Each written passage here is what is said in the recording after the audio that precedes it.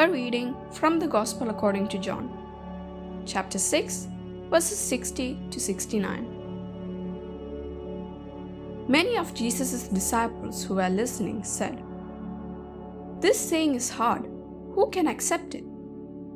Since Jesus knew that his disciples were murmuring about this, he said to them, "Does this shock you?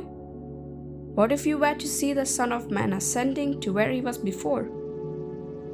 It is the Spirit that gives life, while the flesh is of no avail. The words I have spoken to you are spirit and life. But there are some of you who do not believe." Jesus knew from the beginning the ones who would not believe and the one who would betray him. And he said, "For this reason I have told you, that no one can come to me unless it is granted him by my Father." As a result of this, many of his disciples returned to their former way of life and no longer accompanied him. Jesus said to the 12, "Do you also want to leave?"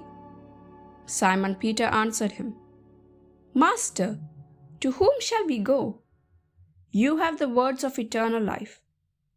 We have come to believe and are convinced that you are the Holy One of God."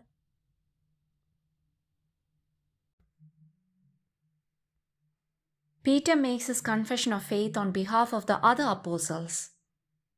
"Lord, to whom shall we go? You have the words of eternal life." He does not say, "Where shall we go?" but "To whom shall we go?" The underlying problem is not about leaving and abandoning the work undertaken, but to whom to go. From Peter's question, we understand that fidelity to God is a question of fidelity to a person, to whom we bind ourselves to walk together on the same road. And this person is Jesus. All that we have in the world does not satisfy our infinite hunger. We need Jesus, to be with him, to be nourished at his table, on his words of eternal life. Believing in Jesus means making him the center, the meaning of our life. Christ is not an optional element. He is the living bread, the essential nourishment.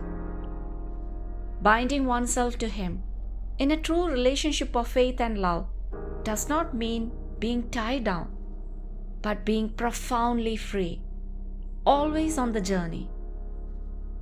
Each one of us can ask him or herself, "Who is Jesus for me? Is he a name, an idea, simply an historical figure? Or is he truly that person who loves me and gave his life for me and walks with me? Who is Jesus for you?" Silently, each one, answer in your heart.